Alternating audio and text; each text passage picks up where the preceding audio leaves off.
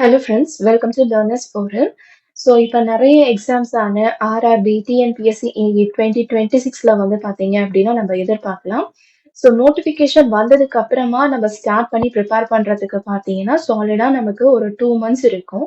But அந்த 2 months வந்து நம்ம ரிவிஷன் பர்பஸ்க்கு யூட்டிலைஸ் பண்ணோம் அப்படின்னா கண்டிப்பாக நம்மளால எக்ஸாமை கிளியர் பண்ண முடியும்னு அர்த்தம்.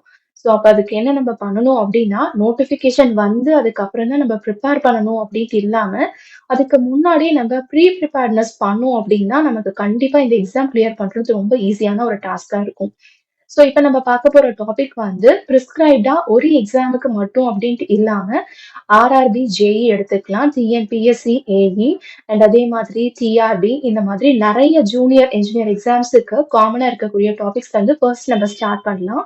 அதுக்கப்புறமா அஃபிஷியலா நமக்கு நோட்டிஃபிகேஷன் ரிலீஸ் ஆனதுக்கு அப்புறமா, அத பேஸ் பண்ணி நமக்கு எங்க வந்து டிஃபரன்ஸ் இருக்கு அப்படிங்கிறத பார்த்துட்டு, அந்த டாபிக்ஸையும் வந்து நம்ம இன்க்ளூட் பண்ணி கன்டின்யூ பண்ணிக்கலாம். ஸோ ஃபர்ஸ்ட்டா பார்த்தீங்க அப்படின்னா, நமக்கு பேசிக்கா இருக்கக்கூடிய கான்செப்ட்ஸ பேஸ் பண்ணி நமக்கு சர்க்யூட் தியரி, அதாவது நெட்வொர்க்ஸ், சர்க்யூட் தியரம்ஸ் இது எல்லாத்தையும் பேஸ் பண்ணி நமக்கு ஃபர்ஸ்ட் சிலபஸ்ல வந்து குடுத்திருப்பாங்க. ஃபர்ஸ்ட் சப்ஜெக்ட்டா. ஸோ இப்ப நம்ம ஃபர்ஸ்ட் பேசிக் கான்செப்ட்ஸ பத்தி பார்க்கலாம். இதுல நம்ம ஃபர்ஸ்ட்டா பார்க்க போறது வந்துட்டு கான்செப்ட் ஆஃப் ரெசிஸ்டன்ஸ். ஸோ ஒரு ரெசிஸ்டன்ஸ் அப்படிங்கிறது வந்து பேசிக்கா அதனுடைய டெக்னிக்கல் டெஃபினிஷன் எடுத்துக்கிட்டோம் அப்படின்னா, it refers to property of material by which it opposes the flow of current through it. So for example, இப்ப நம்ம வந்து ஒரு ஒரு பேசேஜ் எடுத்துக்கலாம். ஒரு பேசேஜ் அப்படின்னா ஜஸ்ட் ஒரு பிளேஸ் எடுத்துக்கிட்டு இந்த இடத்துல நம்ம வந்து தண்ணி ஊத்திடலாம். ஸோ தண்ணி ஊத்திட்டு இந்த இன்னொரு எண்ட்ல வந்துட்டு நம்ம வந்து ஏதாவது ஒரு மெட்டீரியல் வந்து ஃபர்ஸ்ட் நம்ம வைக்க போறோம். ஸோ இதை வைக்கும்போது இப்ப இங்க இருக்கிற மெட்டீரியல் வந்து ஒரு ஸ்பாஞ்சா நம்ம ஃபர்ஸ்டா எடுத்துக்கிட்டோம் அப்படின்னா என்ன ஆகும், இங்க ஊற்றுற தண்ணி வந்து இது கிட்ட வரும்போது அதை ஆட்டோமேட்டிக்கா அப்சர்வ் பண்ணிக்கும். ஆனா அதுக்கு பதிலா ஒரு உட்டன் பீஸ் ஏதாவது நம்ம இங்க வைக்கும்போது என்ன ஆகும், அது அப்படியே வந்து தடுத்துரும்.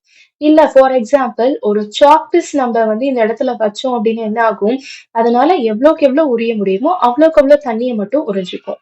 ஸோ இதுல 3 டிஃப்ரெண்ட் மெட்டீரியல்ஸ் யூஸ் பண்ணும்போது நமக்கு அந்த வாட்டர் எவ்வளோ அப்சர்வ் ஆகுது அப்படிங்கிறது பாத்தீங்கன்னா விதவிதமா நமக்கு வந்து இருக்கும். ஸோ இந்த மெட்டீரியல் அதாவது இந்த உரியக்கூடிய தன்மையை தான் நம்ம வந்து ரெசிஸ்டன்ஸ் அப்படின்னு சொல்றோம். அண்ட் உரியறதுக்கு யூஸ் பண்ணக்கூடிய இந்த எக்யூப்மெண்ட்ஸ் என்னென்ன மெட்டீரியல்ஸ் நம்ம யூஸ் பண்றோமோ அதுல உரியற தன்மை இருக்கிறது வந்து பாத்தீங்க அப்படின்னா அதனுடைய கிளாசிபிகேஷனை பொறுத்து நம்ம வந்து ஜென்ரலா ரெசிஸ்டர் அப்படின்னு கிளாசிஃபை பண்ணிக்கலாம். ஸோ ரெசிஸ்டருக்கும் ரெசிஸ்டன்ஸ்க்கும் இருக்கிற பேசிக் டிஃபரன்ஸ் வந்து நமக்கு ஃபர்ஸ்ட் தெரிஞ்சிருக்கணும். ரெசிஸ்டர் அப்படிங்கிறது நமக்கு இங்க யூஸ் பண்ணக்கூடிய பொருள். ரெசிஸ்டன்ஸ் அப்படிங்கிறது இது எவ்வளவு உரியது அப்படின்னு சொல்லக்கூடிய பராமீட்டர் தான் வந்து ரெசிஸ்டன்ஸ்.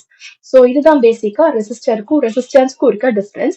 இப்ப நம்ம பார்க்க போறது ரெசிஸ்டன்ஸ் அப்படிங்கிறது தான். அதனாலதான் இதை வந்து நம்ம ப்ராப்பர்ட்டி அப்படின்னு இங்க வந்து நம்ம பார்த்திருக்கோம். ஸோ இந்த ரெசிஸ்டன்ஸை நம்ம பார்க்கறதுக்கு முன்னாடி இதுக்கு பேசிக்கா நமக்கு ஓம்ஸ் லாவுடைய பேசிக் பராமீட்டர்ஸ் அண்ட் ஈக்குவேஷன்ஸ் எல்லாமே வந்து தெரிஞ்சிருக்கணும். ஏன்னா அதை பேஸ் பண்ணி தான் இந்த ப்ராப்பர்ட்டியை வந்து நம்ம எக்ஸ்பேண்ட் பண்ண போறோம். ஸோ ஃபர்ஸ்ட் ஓம்ஸ் லா அப்படிங்கிறது ஒரு கண்டக்டர்ல ஒரு வோல்டேஜை நம்ம இங்க வந்து அப்ளை பண்றோம். ஸோ அப்படி அப்ளை பண்ணக்கூடிய வோல்டேஜ் வந்து டைரக்ட்லி ப்ரொபோர்ஷனலா எதுக்கு இருக்கும்னு பாத்தீங்க அப்படின்னா இந்த கண்டக்டர் வழியா ஃப்ளோ ஆகுற கரண்ட்டுக்கு. அதாவது வோல்டேஜை இன்க்ரீஸ் பண்ணீங்கன்னா கரண்ட் இன்க்ரீஸ் ஆகும், வோல்டேஜை கம்மி பண்ணீங்கன்னா கரண்ட் வந்து டிக்ரீஸ் ஆகும். அதுதான் வந்து டைரக்ட்லி ப்ரொபோர்ஷனலுக்கான அர்த்தம்.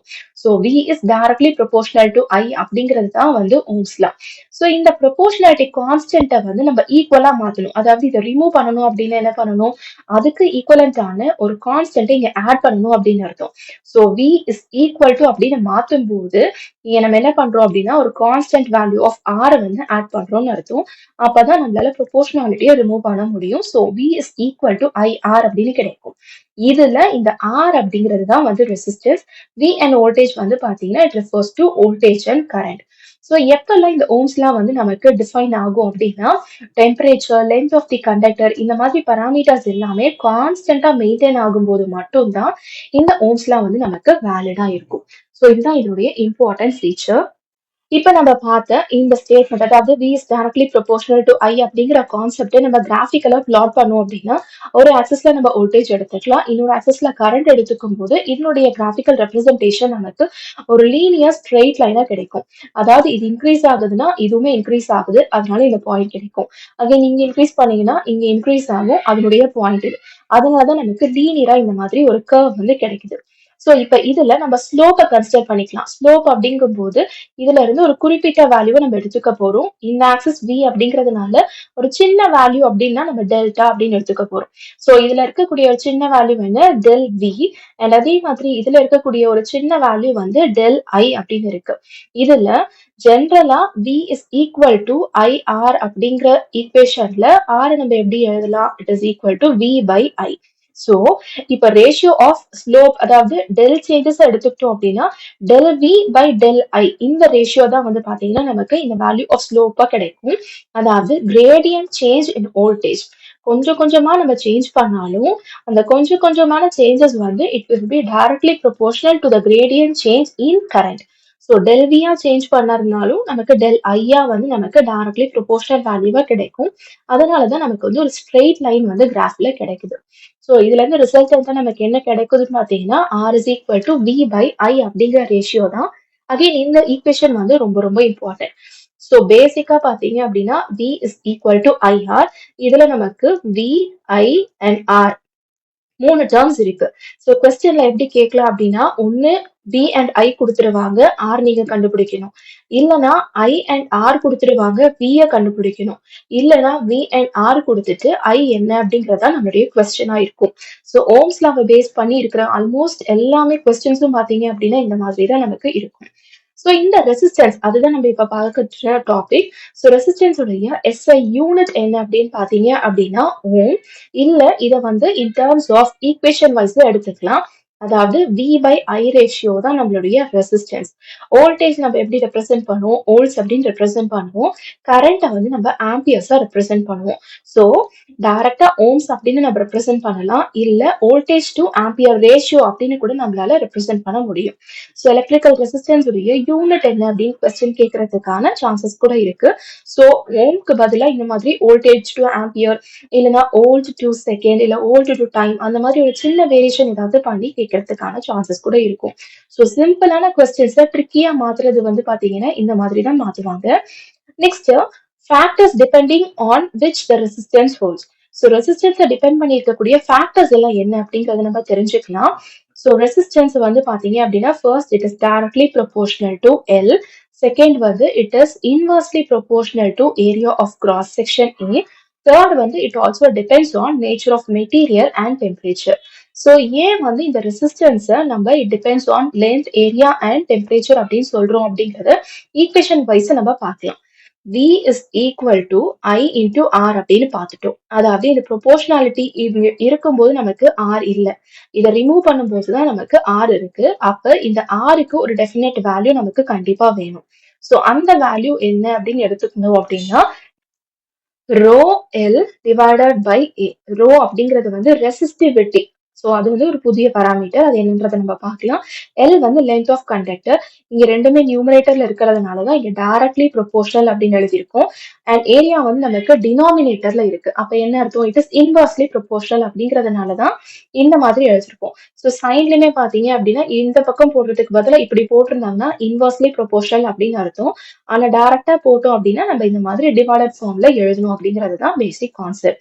ஸோ எது வந்து டைரக்ட்லி ப்ரொபோர்ஷனலா இருக்கு, எது இன்வர்ஸ்லி ப்ரொபோர்ஷனலா இருக்கு அப்படிங்கிறது நமக்கு நல்லா தெரிஞ்சிருக்கணும். ஸோ நம்ம பார்த்த கான்செப்ட் படி R is directly proportional to N and also directly proportional to 1 by A. So இது எல்லாத்தையும் கம்பைன் பண்ணும்போது நமக்கு என்ன கிடைக்கும்? R is directly proportional to L by A. So இப்ப பார்த்த அதே கான்செப்ட் தான். இங்க நமக்கு ப்ரொபோர்ஷனாலிட்டி கான்ஸ்டன்ட் இருந்துச்சுன்னா தான் இதை வந்து நம்ம ஈக்குவல் டுவா சேஞ்ச் பண்ண முடியும். ஸோ ஈக்குவல் டுவா மாற்றும் போது இந்த ப்ரொபோர்ஷனாலிட்டியை ரிமூவ் பண்றதுக்கு ஒரு கான்ஸ்டன்ட்டை நம்ம ஆட் பண்ண போறோம். அந்த கான்ஸ்டன்ட் தான் இந்த ரோ வேல்யூ. ஸோ ரோ அப்படிங்கிறது வந்து it refers to resistivity of conductor. Again இது ரொம்ப ரொம்ப இம்பார்ட்டன்ட். ஏன்னா ரெசிஸ்டர், ரெசிஸ்டன்ஸ், ரெசிஸ்டிவிட்டி. ஸோ இது வந்து என்ன அப்படிங்கிறது நமக்கு பேசிக்கா தெரிஞ்சிருக்கணும். ஸோ இதுதான் வந்து பாத்தீங்கன்னா ரெசிஸ்டிவிட்டி ஆஃப் கண்டக்டர். ஸோ ஒரு ஓம் அப்படிங்கிறது வந்து 1 வோல்ட் பெர் ஆம்பியர் அப்படின்னு பார்த்தோம். R 1 volt divided by 1 ampere இந்த ரெப்ரசன்டேஷன்ல கூட நம்ம வந்து எழுதிக்கலாம். ஸோ பேசிக்கா ஒரு ரெசிஸ்டரை எப்படி வந்து ரெப்ரசென்ட் பண்றாங்க அப்படிங்கிறது நமக்கு தெரிஞ்சிருக்கணும். ஏன்னா சில நேரத்துல நமக்கு இந்த மாதிரி ஒரு பாக்ஸ் மாதிரி கொடுத்துட்டு இந்த சிம்பிள் எதை ரெப்ரசென்ட் பண்ணுது அப்படிங்கிற மாதிரி கொஸ்டின்ஸ் கூட கேட்டிருக்காங்க. ஸோ இந்த மாதிரி பாக்ஸா ரெப்ரசென்ட் பண்ணியிருந்தாலும் சரி, இல்ல நம்ம சர்க்யூட்ல யூஸ் பண்ணக்கூடிய இந்த ஜிக்ஸாக் லைன்ஸ் யூஸ் பண்ணியிருந்தாலும் சரி, இது ரெண்டுமே பாத்தீங்கன்னா it represents fixed value of resistor. Suppose இந்த பாக்ஸ்ல ஒரு ஆரோ மார்க் நமக்கு இந்த மாதிரி இருந்துச்சு அப்படின்னா, அப்போ ஆரோ மார்க் என்ன இங்க இருக்கலாம், இங்க இருக்கலாம். அதாவது இந்த மாதிரி. which means it can be varied. இத வந்து நம்ம சேஞ்ச் பண்ண முடியும் இந்த வேல்யூவ. அதனாலதான் இத நம்ம வந்து வேரியபிள் ரெசிஸ்டர் ஆர் ரியோஸ்டாட் அப்படின்னு கூட நம்ம வந்து சொல்லலாம்.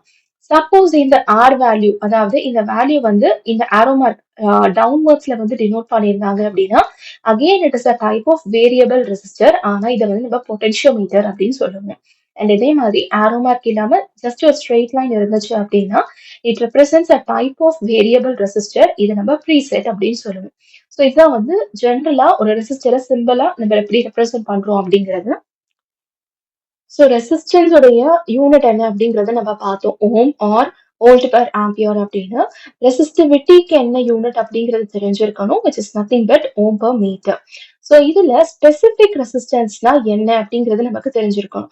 ஸோ ஸ்பெசிபிக் ரெசிஸ்டன்ஸ் பேர்லயே வந்து பாத்தீங்கன்னா நமக்கு தெரிஞ்சிருக்கும். ஸ்பெசிபிக் அப்படின்னா குறிப்பிட்ட ஒரு விஷயம். ஸோ குறிப்பிட்ட ரெசிஸ்டன்ஸ்னா என்னன்னு பாத்தீங்க அப்படின்னா, ரெசிஸ்டன்ஸ் தான் இந்த கண்டிஷன்ல குறிப்பா நமக்கு லென்த் வந்து யூனிட்டா இருக்கணும். அண்ட் கிராஸ் செக்ஷனல் ஏரியாவும் பாத்தீங்கன்னா நமக்கு யூனிட்டா ஸ்பெசிபிக்கா இருக்கணும். அதனாலதான் இதை நம்ம வந்து ஸ்பெசிபிக் ரெசிஸ்டன்ஸ் அப்படின்னு சொல்றோம். ஸோ இந்த கண்டிஷன்ல when length is unit and அதே மாதிரி கிராஸ் செக்ஷனல் ஏரியாவும் யூனிட்டியா இருக்கும்போது கிடைச்சிருக்க ரெசிஸ்டன்ஸ் வேல்யூ தான் நமக்கு ஸ்பெசிபிக் ரெசிஸ்டன்ஸா கிடைக்கும். நெக்ஸ்ட் ரொம்ப ரொம்ப இம்பார்ட்டன்ட், அதாவது ரெசிஸ்டன்ஸ் உடைய செகண்ட் ஹாஃப். ஃபர்ஸ்ட் ஹாஃப்ல ஃபுல்லா வந்து பாத்தீங்க அப்படின்னா இப்ப நம்ம பார்த்த ஈக்குவேஷன்ஸ் யூனிட்டை பேஸ் பண்ணி கொஸ்டின்ஸ் வந்து கேட்கறதுக்கான சான்சஸ் இருக்கும். இன்னொரு ஹாஃப்ல வந்து பாத்தீங்கன்னா இந்த டெம்பரேச்சர் எஃபெக்ட்ஸ் ஆஃப் ரெசிஸ்டன்ஸ் அப்படிங்கிற டாபிக் தான் அகைன் ரொம்ப ரொம்ப இம்பார்ட்டன்ட். ஸோ இதுல வந்து ப்ராப்ளம்ஸாவும் உங்களுக்கு வந்து கேட்கலாம், இல்ல அப்படின்னா நமக்கு ஈக்குவேஷன்ஸை பேஸ் பண்ணி கேட்கறதுக்கான சான்சஸ் கூட இருக்கும். ஸோ எப்பவுமே ரெசிஸ்டன்ஸ் வந்து எப்ப இன்க்ரீஸ் ஆகும்னு பாத்தீங்க அப்படின்னா, டெம்பரேச்சர் ஆஃப் ரெசிஸ்டன்ஸ் வந்து நமக்கு ரெசிஸ்டருடைய டெம்பரேச்சர் இன்க்ரீஸ் ஆகும் போது ரெசிஸ்டன்ஸும் நமக்கு வந்து இன்க்ரீஸ் ஆகும். So R2 is equal to R1 into 1 plus alpha into T2 minus T1. அதாவது இப்ப நார்மலா ஒரு டெம்பரேச்சர்ல, அதாவது ஜென்ரலா இப்ப வந்து பாத்தீங்க அப்படின்னா இது வந்து ஒரு டெம்பரேச்சர்ல இருக்கு. ஸோ ஃபர்ஸ்ட் எடுத்துக்கிறதுன்றதுனால T1 அப்படின்னு எடுத்துக்கலாம். ஸோ இந்த டெம்பரேச்சர்ல இருக்கக்கூடிய ரெசிஸ்டன்ஸ் வேல்யூ என்ன அப்படின்னா R1 அப்படின்னு எடுத்துக்க போறோம். இப்ப நம்ம டெம்பரேச்சரை இன்க்ரீஸ் பண்ண போறோம். இன்க்ரீஸ் பண்ணதுக்கு அப்புறமா இருக்கிற டெம்பரேச்சர் புதுசா இருக்கு அப்படிங்கிறதுனால T2 அப்படின்னு எடுத்துக்கலாம். ஸோ T1 இன்க்ரீஸ் பண்ணும்போது நமக்கு ரெசிஸ்டன்ஸ் வேல்யூ சேஞ்ச் ஆகுது. ஸோ ஆட்டோமேட்டிக்கா இப்ப கிடைக்கிற வேல்யூ ஆஃப் ரெசிஸ்டன்ஸை R2 அப்படின்னு நம்ம எடுத்துக்கலாம். ஸோ அதுதான் இங்க கொடுத்திருக்கேன். R1 அப்படிங்கிறது வந்துட்டு T1 டெம்பரேச்சர்ல இருக்கிற ரெசிஸ்டன்ஸ் வேல்யூ அண்ட் R2 அப்படிங்கிறது வந்து T2ல இருக்கிற வேல்யூ. இதுல இந்த ஆல்பா அப்படிங்கிற இந்த பர்டிகுலர் பேராமீட்டர் ரொம்ப ரொம்ப இம்பார்ட்டன்ட். இதைதான் நம்ம டெம்பரேச்சர் கோஎஃபிஷியன்ட் அப்படின்னு சொல்லுவோம். ஸோ இதனுடைய ஃபார்முலா என்ன அப்படிங்கிறது நமக்கு தெரிஞ்சிருக்கணும். இது வந்து ரெசிஸ்டன்ஸை பொறுத்து இருக்கிற டெம்பரேச்சர் எஃபெக்ட். ஏன்னா ரெசிஸ்டிவிட்டிக்கு அப்புறமாவும் நம்ம ஈக்குவேஷன் வந்து பார்ப்போம். அதனாலதான் இது திருப்பி திருப்பி சொல்றேன். ஆல்பா அப்படிங்கிறது வந்து டெம்பரேச்சர் கோஎஃபிஷியன்ட் அண்ட் இந்த ஈக்குவேஷன் வந்து இட் ரெப்ரசன்ட்ஸ் ரெசிஸ்டன்ஸ். நெக்ஸ்ட் இப்ப இந்த ரெசிஸ்டன்ஸுக்கு அப்படியே ஆப்போசிட்டா இருக்கிற ஒரு பாராமீட்டர் பார்க்கலாம், அதாவது கண்டக்டிவிட்டி. அதாவது ரெசிஸ்டிவிட்டினா என்ன அப்படிங்கறத நம்ம இதுக்கு முன்னாடி பார்த்தோம். அதனுடைய ரெசிப்ரோக்கல் வேல்யூ, அதாவது இப்ப ரெசிஸ்டிவிட்டி அப்படிங்கறது நம்ம ரோன்னு எடுத்துக்கிட்டோம் அப்படின்னா ரெசிப்ரோக்கல்னா என்ன, 1/ρ. ஸோ இதைதான் நம்ம வந்து கண்டக்டிவிட்டி அப்படின்னு சொல்லுவோம். ஸோ ஓம் அப்படிங்கிறது வந்து நம்மளுடைய வேல்யூ. ரெசிப்ரோக்கல்னா என்ன, அப்படியே தலைகீழ. ஸோ தலைகீழ நம்ம எழுதணும்னு என்ன கிடைக்கும், MHO மோ அப்படின்னு கிடைக்கும், which represents the unit of conductivity. இல்லைன்னா சைமன் per meter அப்படின்னு கூட நம்ம ரெப்ரசென்ட் பண்ணிக்கலாம். ஸோ இது வந்து எப்படி ஒரு ப்ராப்பர்ட்டியோ அதே மாதிரி கண்டக்டன்ஸ், ரெசிஸ்டன்ஸ் எப்படி பார்த்தோமோ அதே மாதிரி கண்டக்டன்ஸ், ரெசிஸ்டிவிட்டி எப்படி பார்த்தோமோ அந்த மாதிரி கண்டக்டிவிட்டி. ஸோ கண்டக்டன்ஸ் வந்து எப்படின்னா ரெசிஸ்டன்ஸ் உடைய ரெசிப்ரோக்கல். இதை நம்ம G அப்படின்னு ரெப்ரசென்ட் பண்ணுவோம். ஸோ நமக்கு G அப்படின்னு கொடுத்திருந்தாலே இட் ரெப்ரசென்ட்ஸ் கண்டக்டன்ஸ் அப்படின்னு தெரிஞ்சிருக்கணும். இதனுடைய SI யூனிட் சைமன். அகைன் இது வந்து ரொம்ப ரொம்ப important. What is the SI unit of conductance? So conductance and ரெசிஸ்டன்ஸ்க்கு இருக்கிற ரிலேஷன் என்ன அப்படிங்கிறது நமக்கு தெரிஞ்சிருக்கணும். G is equal to 1/R. So இப்போ இந்த ரெசிஸ்டிவிட்டி அண்ட் கண்டக்டிவிட்டி இது எல்லாத்தையுமே பேஸ் பண்ணி சில இம்பார்ட்டன்ட் ரிசல்ட்ஸ் வந்து பார்க்கலாம். ஸோ மேக்ஸிமமா ரெசிஸ்டிவிட்டி எந்த பர்டிகுலர் மெட்டீரியல்ல இருக்கும்னு பார்த்தீங்கன்னா ஃபியூஸ்டு குவார்ட்ஸ்ல வந்து இருக்கும். அதுல நமக்கு ரெசிஸ்டிவிட்டி வேல்யூ மேக்ஸிமமா 10^16 வரைக்கும் நமக்கு கிடைக்கும். மினிமம் ரெசிஸ்டிவிட்டி வந்து பார்த்தீங்கன்னா சில்வர்ல இருக்கு which is 1.6 into 10^-8. அண்ட் அதே மாதிரி மோஸ்ட் கண்டக்டிவா இருக்கக்கூடிய மெட்டல் வந்து சில்வர். அதாவது ரெசிஸ்டிவிட்டி கம்மியா இருக்குனாலே கண்டக்ஷன் வந்து அதிகமா இருக்கு அப்படின்னு தான் அர்த்தம். ஸோ இதுல சில்வர் வந்து பாத்தீங்கன்னா it is the most conductive metal. And அதே மாதிரி லீஸ்ட் கண்டக்டிவ் வந்து எடுத்துக்கிட்டோம் அப்படின்னா இட் இஸ் மெர்குரி. ஸோ இதெல்லாம் வந்து இம்பார்ட்டன்ட் ரிசல்ட். சில நேரத்துல நமக்கு இந்த மாதிரி கேட்கறதுக்கான சான்சஸ் கூட இருக்கும். நெக்ஸ்ட் இப்போ ஒரு கான்செப்டுவலா ஒரு ரிலேஷன் வந்து நம்ம பார்க்கலாம். அதாவது ஃபர்ஸ்ட் இந்த கான்செப்டை பாக்குறதுக்கு முன்னாடி ஒரு ரப்பர் பேண்ட் வந்து கையில இருக்கிறதா வந்து கன்சிடர் பண்ணிக்கோங்க. ஸோ ரப்பர் பேண்டை எடுத்து உங்களுடைய 2 ஃபிங்கர்ஸ்க்கு நடுவுல பிளேஸ் பண்ணிட்டு நார்மலா வச்சிருந்தீங்கன்னா இப்ப எப்படி கிடைக்கும்? ஜஸ்ட் உங்களுக்கு இதே மாதிரி இருக்கும். ஸோ இந்த இருக்க பொசிஷனை இப்ப ரப்பர் பேண்டை நீங்க எக்ஸ்பேண்ட் பண்ணிக்கோங்க. எக்ஸ்பேண்ட் பண்ணீங்கன்னா என்ன ஆகும்? உங்களுக்கு ஃபர்ஸ்ட் நீங்க பொசிஷன்ல வைக்கும்போது இவ்வளவு இருந்துச்சு அப்படின்னா செகண்ட் நீங்க எக்ஸ்பேண்ட் பண்ணும்போது உங்களுக்கு சின்னதா இந்த மாதிரி இருக்கும். ஆனா உங்களுக்கு லென்த் வந்து அதிகமா இருக்கும். ஏன்னா நீங்க ஃபர்ஸ்ட் இப்படில இருந்து இப்படி வரைக்கும் நீங்க வந்து எக்ஸ்பேண்ட் பண்றீங்க.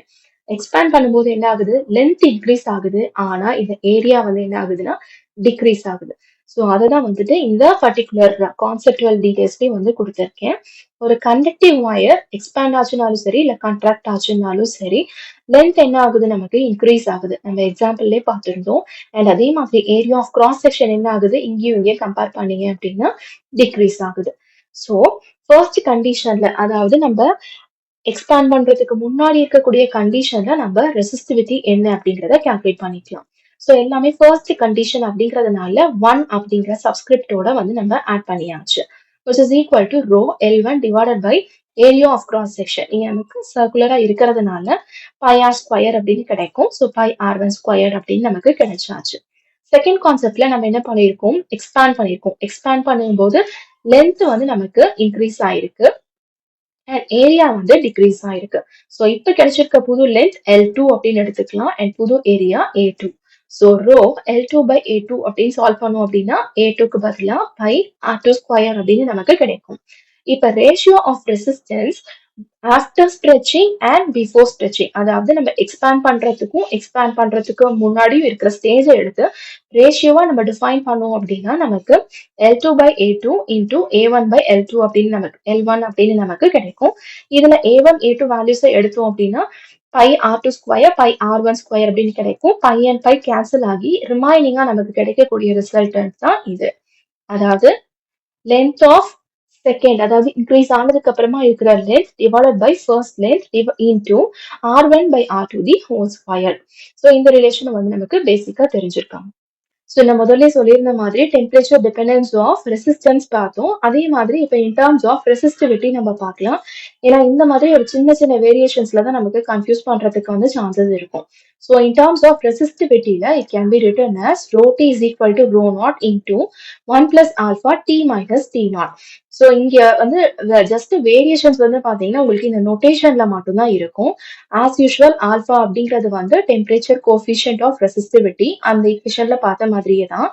இதுல இந்த ரோ டி அப்படிங்கிறது வந்துட்டு resistivity at temperature and rho naught அப்படிங்கிறது வந்துட்டு ஜீரோ டெம்பரேச்சர். அதாவது பேசிக்கா நம்மளோட ரெஃபரன்ஸ் டெம்பரேச்சர் ஃபர்ஸ்டா எடுத்திருப்போம்.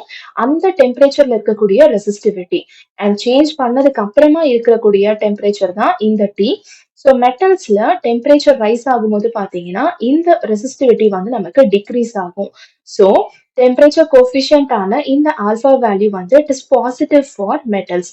அகெயின் இது ரொம்ப ரொம்ப இம்பார்ட்டன்டான ஒரு பாயிண்ட். அண்ட் அதே மாதிரி செமிகண்டக்டர்ஸ்ல டெம்பரேச்சர் இன்க்ரீஸ் ஆகும்போது ரெசிஸ்டிவிட்டியும் நமக்கு இன்க்ரீஸ் ஆகும். அப்போ நமக்கு இந்த டெம்பரேச்சர் கோஎஃபிஷியன்ட் வந்து நெகட்டிவா இருக்கும் ஃபார் செமிகண்டக்டர்ஸ். ஸோ மெட்டல்ஸுக்கு எப்படி இருக்கு, செமிகண்டக்டர்ஸ்ல எப்படி இருக்கு அப்படின்னு இந்த பாயிண்ட் வந்து பாத்தீங்கன்னா ரொம்ப ரொம்ப இம்பார்ட்டன்ட். ஸோ இந்த மாதிரி தியரட்டிக்கலா கொஸ்டின்ஸ் கேட்கும்போது இதுல சின்ன பிளஸ் அண்ட் மைனஸ் தான் அப்படின்னு நம்ம நினைச்சிருப்போம். ஆனா இந்த சின்ன வேரியேஷன்ஸ்ல நமக்கு எப்படி ட்ரிக்கியா கொஸ்டின்ஸ் கேட்பாங்க அப்படிங்கறத கூட நீங்க பாத்தீங்க அப்படின்னா உங்களுக்கு தெரியும். நெக்ஸ்ட் இப்ப இந்த டெம்பரேச்சர் டிபெண்டன்ஸ் ஆஃப் ரெசிஸ்டன்ஸ்லயே வந்து பாத்தீங்க அப்படின்னா இங்க எப்படி reference temperature and final temperature அப்படின்னு எடுத்துருக்கோமோ அதே மாதிரி இங்கேயும் நம்ம எடுத்துக்கலாம். So RT is equal to R0 into 1 plus alpha into T.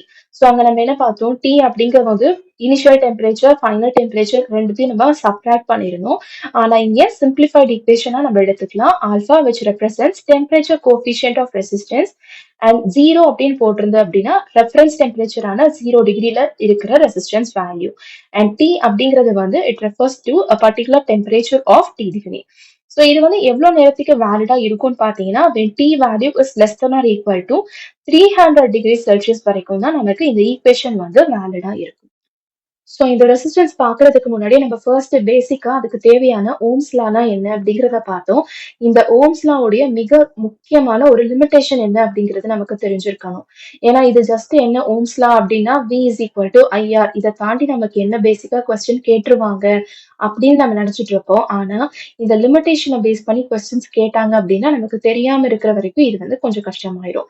So V is equal to IR அப்படிங்கிற இந்த ஓம்ஸ் லாவுடைய லிமிடேஷன் என்னன்னு பாத்தீங்கன்னா யூனிலேட்ரல் எலிமெண்ட்ஸுக்கு வந்து இந்த பர்டிகுலர் லா வந்து வேலிடா இருக்காது. அதாவது யூனிலேட்ரல் அப்படிங்கிறது வந்து ஒரே டைரக்ஷன்ல நமக்கு கரண்ட் வந்து ஃப்ளோ ஆகிற elements. For example diode, transistor இந்த மாதிரி எலிமெண்ட்ஸ் இருக்கக்கூடிய சர்க்கியூட்ல பாத்தீங்க அப்படின்னா ஓம்ஸ் லாவை நம்மளால அப்ளை பண்ண முடியாது, இன்வேலிடா இருக்கும். ஸோ இது ரொம்ப ரொம்ப இம்பார்ட்டன்டான ஒரு பாயிண்ட். ஸோ பேசிக்கா இருக்கக்கூடிய கண்டக்டர் வந்து இந்த ஓம்ஸ் லாவை பொறுத்து நம்ம எப்படி கிளாசிஃபை பண்ணலாம் அப்படின்னா ஓமிக் கண்டக்டர் அண்ட் நான் ஓமிக் கண்டக்டர் அப்படின்னு கிளாசிஃபை பண்ணிக்கலாம். ஓமிக் கண்டக்டரா இருந்துச்சு அப்படின்னா ஓம்ஸ் லாவை வந்து ஃபாலோ பண்ணுது, அதாவது இங்க வேலிடா இருக்கு அப்படின்னு அர்த்தம். For example copper, aluminium. நான் ஓமிக் கண்டக்டர் அப்படின்னா ஓம்ஸ் லாவை ஃபாலோ பண்ணல அப்படின்னு அர்த்தம். ஸோ இங்க நமக்கு யூனிலேட்ரல் எலிமெண்ட்ஸ் எல்லாம் இருக்குன்னு அர்த்தம், அதாவது டயோட், செமிகண்டக்டர்ஸ் இந்த மாதிரி இருக்கு அப்படின்றதுதான் இங்க அர்த்தமா இருக்கும். ஸோ இப்போ இது ரெண்டுத்துக்கும் நம்ம ஒரு கிராஃபை நம்ம பிளாட் பண்ணோம் அப்படின்னு பாத்தீங்க அப்படின்னா ஓமிக் கண்டக்டரா இருக்கும்போது கிராஃபிக்கல் ரெப்ரசன்டேஷன்ல நமக்கு இந்த மாதிரி ஒரு லீனியர் ஸ்ட்ரெயிட் லைனா கிடைக்கும். ஆனா நான் ஓமிக் கண்டக்டர் எக்ஸாம்பிள் செமிகண்டக்டரா இருக்கும்போது பாத்தீங்க அப்படின்னா நமக்கு இந்த மாதிரி கர்வி லைன் தான் வந்து கிடைக்கும். ஸோ இதுதான் graphical representation difference between ohmic conductor and நான் ஓமிக் கண்டக்டர். நெக்ஸ்ட் லாஸ்டா பாத்தீங்கன்னா இந்த ரெசிஸ்டர்ஸ்ல காம்பினேஷன் இருக்கும்போது நமக்கு ஃபைனலைஸ்டு வேல்யூ என்ன அப்படின்ற மாதிரி கொஸ்டின். ஸோ இது வந்து அகைன் தனியா நம்ம ரெசிஸ்டர் டாபிக்லயே வந்து பார்க்குவோம். ரெசிஸ்டர்ஸ் இன் சீரீஸ் நம்ம எடுத்துக்கும் போது ஃபார் எக்ஸாம்பிள் இப்ப வந்து ஒரு 3 ரெசிஸ்டர் நம்ம இந்த மாதிரி கன்சிடர் பண்ணிக்கலாம். R1, R2 and R3. So இந்த கண்டிஷன்ல இருக்கும்போது current value it is the same across all the resistor. So இந்த ரெசிஸ்டர் வழியா ஃப்ளோ ஆகுற கரண்ட்டும் சேமா இருக்கும், இங்கேயும் கரண்ட் சேமா இருக்கும், இங்கேயும் சேமா இருக்கும். ஸோ இந்த டோட்டலா இந்த சர்க்கியூட்ல இருக்கக்கூடிய ஒரு ஈக்குவலண்ட், அதாவது டோட்டல் ரெசிஸ்டன்ஸ் வந்து எதுக்கு ஈக்குவலண்டா இருக்கும் அப்படின்னா இண்டிவிஜுவலா இருக்கக்கூடிய இந்த எல்லா வேல்யூஸையும் நம்ம ஜஸ்ட் ஆட் பண்ணணும். So R1 plus R2 plus R3 அப்படின்னு நமக்கு கிடைக்கும். ஸோ எவ்வளோ வேல்யூஸ் இருக்கோ அது வரைக்கும் நம்ம எக்ஸ்பேண்ட் பண்ணிக்கலாம். So R1 plus R2 plus R3. ஏன்னா இங்க நமக்கு 3 ரெசிஸ்டர் தான் இருக்கு. ஸோ ஒரு n நம்பர் ஆஃப் ரெசிஸ்டன்ஸ் இருக்கும்போது n அது வரைக்கும் நம்ம ஆட் பண்ணிக்கணும். அண்ட் வோல்டேஜ் எடுத்துக்கிட்டோம் அப்படின்னா it is directly proportional to ரெசிஸ்டன்ஸா கிடைக்கும் whenever it is connected in series. So சீரீஸ்ல எப்ப கனெக்ட் இருந்துச்சுனாலும் இந்த ரெண்டு கான்செப்ட் நமக்கு ஞாபகம் இருக்கணும். ஸோ இப்போ இதுல பாத்தீங்கன்னா ஃபார் எக்ஸாம்பிள் இங்க நமக்கு R1 வேல்யூ 1 இருக்கு, R2 வந்து ஒரு 3 எடுத்துக்கலாம், R3 அப்படிங்கிறது ஒரு 4 எடுத்துக்கிட்டோம் அப்படின்னா டோட்டல் ரெசிஸ்டன்ஸ் நமக்கு என்ன கிடைக்குது 1 plus 3 plus 4. ஸோ 8 அப்படின்னு நமக்கு கிடைக்கும். ஸோ இந்த R equivalent வேல்யூ எப்படி இருக்கு, 8 is greater than all the resistance value. So 1 விட greater than இருக்கு, 3 விட greater than இருக்கு, 4 விட greater than இருக்கு. So அந்த total R equivalent value எடுத்துக்கிட்டோம் அப்படின்னா it is more than the greatest resistance. So இங்க greatest என்ன இருக்கு 4. இதை விட greatest தான் நமக்கு இந்த R equivalent value இருக்கும். அதுதான் நம்ம இங்க வந்து சென்டென்ஸ்ல டிஸ்கிரைப் பண்ணிருக்கோம். இப்ப இதே மாதிரி இப்ப நம்ம parallel conditionல எடுத்துக்கலாம். ஸோ parallel conditionல நமக்கு ரெசிஸ்டர்ஸ் வந்து இந்த மாதிரி இப்ப நம்ம அரேஞ்ச் பண்ணிருக்கோம். அகெயின் ஒரு 3 ரெசிஸ்டர் நம்ம கன்சிடர் பண்ணிக்கலாம். ஸோ இந்த கண்டிஷன்ல பொட்டன்ஷியல் டிஃபரன்ஸ் ஆன வோல்டேஜ் வந்து பாத்தீங்கன்னா நமக்கு ஒவ்வொரு ரெசிஸ்டன்ஸ் வழியாவும் சேமா இருக்கும். சீரீஸ்ல எப்படி நமக்கு கரண்ட் சேமா இருந்துச்சோ அந்த மாதிரி பேரல் கண்டிஷன்ல நமக்கு இந்த பொட்டன்ஷியல் டிஃபரன்ஸ் வந்து நமக்கு பாத்தீங்கன்னா சேமா இருக்கும். ஆனா கரண்ட் வந்து பாத்தீங்கன்னா டிவைட் ஆகும். ஃபார் எக்ஸாம்பிள் இப்ப நமக்கு ஒரு வோல்டேஜ் சப்ளை இங்க இருக்கு, இப்ப கரண்ட் ஃப்ளோ இந்த மாதிரி இருக்கு அப்படின்னா இங்க ஃப்ளோ ஆகுற கரண்ட் இங்கேயும் டிவைட் ஆகும். அண்ட் அதே மாதிரி இங்க ஃப்ளோ ஆகும்போது இங்கேயும் டிவைட் ஆகும். ஸோ கரண்ட் வந்து நமக்கு டிவைட் ஆகும். இந்த கண்டிஷன்ல ஈக்குவலன்ட் ரெசிஸ்டன்ஸ் வேல்யூ நமக்கு என்ன கிடைக்கும் அப்படின்னா it is equal to 1 by R equivalent is equal to 1 by R1 plus 1 by R2 till 1 by Rn. So இதுல நம்ம நல்லா கவனிச்சுக்க வேண்டிய விஷயம் என்ன அப்படின்னா, இங்க இருக்கிற வேல்யூ வந்து it is 1 by R equivalent. நமக்கு கொஸ்டின்ல என்ன கேட்டிருப்பாங்க, find the R equivalent for the given parallel circuit. For example, இப்ப நமக்கு ஒரு ரெண்டு சர்க்கியூட் இருக்கு, ரெண்டு ரெசிஸ்டர் இருக்கு, R1 R2. இங்க ஒரு 1 வேல்யூ இருக்கு, இங்க வந்து ஒரு 2 ohms ரெசிஸ்டரோட ஒண்ணு இருக்கு அப்படின்னு நம்ம எடுத்துக்கலாம். அப்ப நமக்கு 1 by R equivalent is equal to 1 by R1 அப்படின்னா 1, 1 by R2 அப்படிங்கிறதுக்கு 2 அப்படின்னு இருக்கு. ஸோ இதை சால்வ் பண்ணோம் அப்படின்னா என்ன கிடைக்கும் நமக்கு, 2 plus 1 divided by 2, 3 by 2 அப்படின்னு நமக்கு கிடைக்கும். இது என்னது, 1 by R equivalent ஓட வேல்யூ. ஸோ ஃபார் எக்ஸாம்பிள், இதே உங்களுக்கு ஒரு கொஸ்டினா கொடுத்துட்டு ஆப்ஷன் ஏல வந்துட்டு 3 by 2 கொடுத்துருப்பாங்க, option B 32, option C 2 by 3 அப்படின்னு கொடுத்துருப்பாங்க. ஸோ இப்போ உங்களுக்கு வந்து நீங்க சால்வ் பண்ணிட்டீங்க, ஆன்சர் என்ன கிடைக்கும், 3 by 2 அப்படின்னு கிடைச்சதுனால ஓகே நமக்கு ஆப்ஷன்ல இருக்கு அப்படின்னு கண்டிப்பா நீங்க இதை தான் செலக்ட் பண்ணுவீங்க. ஆனா நமக்கு என்ன கேட்டிருக்காங்க, ஆர் ஈக்குவலண்ட் தான் கேட்டிருக்காங்க. So 1 by R equivalent 3 by 2 இருக்கும்போது R equivalent நமக்கு என்ன கிடைக்கும், இட் இஸ் 2 by 3. அப்ப நமக்கு இந்த சி ஆப்ஷன் தான் கரெக்டா இருக்கும். ஸோ இந்த மாதிரி ஒரு சின்ன சின்ன வேரியேஷன்ல தான் இந்த மாதிரி பேசிக் கான்செப்ட்ல வந்துட்டு நமக்கு கொஸ்டின்ஸ்ல வந்து ஒரு சின்ன வேரியேஷன் கொடுத்து கேட்டிருப்பாங்க. ஸோ கான்செப்ட் நல்லா தெரிஞ்சுட்டு நம்ம வந்து நல்லா இதை ஃபோக்கஸ் பண்ணி என்ன கேட்டிருக்காங்கன்றதை பொறுத்து சால்வ் பண்ணோம் அப்படின்னா கண்டிப்பா இந்த மாதிரி கொஸ்டின்ஸ் எல்லாம் நம்மளால ஈஸியா சால்வ் பண்ண முடியும். ஸோ இன்னைக்கு நம்ம கான்செப்ட் ஆஃப் ரெசிஸ்டன்ஸை பேஸ் பண்ணி பார்த்திருக்கோம். ஸோ இதுல என்னென்ன பேசிக்கா கொஸ்டின்ஸ் எல்லாம் கேட்கறாங்க அப்படின்றத மேலோட்டமா நம்ம ஃபர்ஸ்ட் வந்து பார்க்கலாம். ஃபர்ஸ்ட் வந்து ஓம்ஸ் லாவை பேஸ் பண்ணி VIR. ஸோ இந்த டாபிக்ஸ்ல அதாவது ஏதாவது ரெண்டு பராமீட்டரை கொடுத்துட்டு அதுல இருந்து தேர்ட் வேல்யூ நீங்க கண்டுபிடிக்கணும். ப்ராப்ளமேட்டிக்கா இந்த மாதிரி கொஸ்டின்ஸ் கேட்கறதுக்கான சான்சஸ் இருக்கு. நெக்ஸ்ட் ரெசிஸ்டன்ஸை பொறுத்த வரைக்கும் இந்த மாதிரி சீரிஸ் கனெக்ஷன், பேரல் கனெக்ஷன்ஸ்ல அகெயின் ப்ராப்ளமேட்டிக்கா கேட்கறதுக்கான சான்சஸ் வந்து இருக்கும். இல்ல அப்படின்னா இப்ப இதே கான்செப்டை நமக்கு தியரிட்டிக்கலா கேட்கறதுக்கான சான்சஸ் இருக்கும். எப்படின்னா இப்போ நமக்கு two resistors are connected in parallel having the same value of R அப்படின்னு கொடுத்திருக்காங்க. ஸோ இங்கேயும் வேல்யூ R, இங்கேயும் value R. Calculate the total resistance அப்படின்னு கேட்பாங்க. ஆக்சுவலி இந்த மாதிரி கொஸ்டின்ஸ் தான் வந்து நிறையவே கேட்டிருக்காங்க. நெக்ஸ்ட் ரொம்ப ரொம்ப இம்பார்ட்டன்ட், ப்ராப்ளமா இல்லாம தியரிட்டிக்கலா உங்களுக்கு எப்படி கேட்கலாம் அப்படின்னா, இந்த ரெசிஸ்டன்ஸ், ரெசிஸ்டிவிட்டி இது எல்லாமே என்ன ஃபேக்டர்ஸை டிபெண்ட் பண்ணி இருக்கு. இதெல்லாம் தான் ரொம்ப ரிப்பீட்டடா கேட்டிருக்க கொஸ்டின்ஸ். ஸோ இந்த பர்டிகுலர் டாபிக்ல உங்களுக்கு ஃபர்தரா ஏதாவது டவுட்ஸ் இருந்துச்சு அப்படின்னா கமெண்ட் செக்ஷன்ல போஸ்ட் பண்ணுங்க. Thank you so much friends.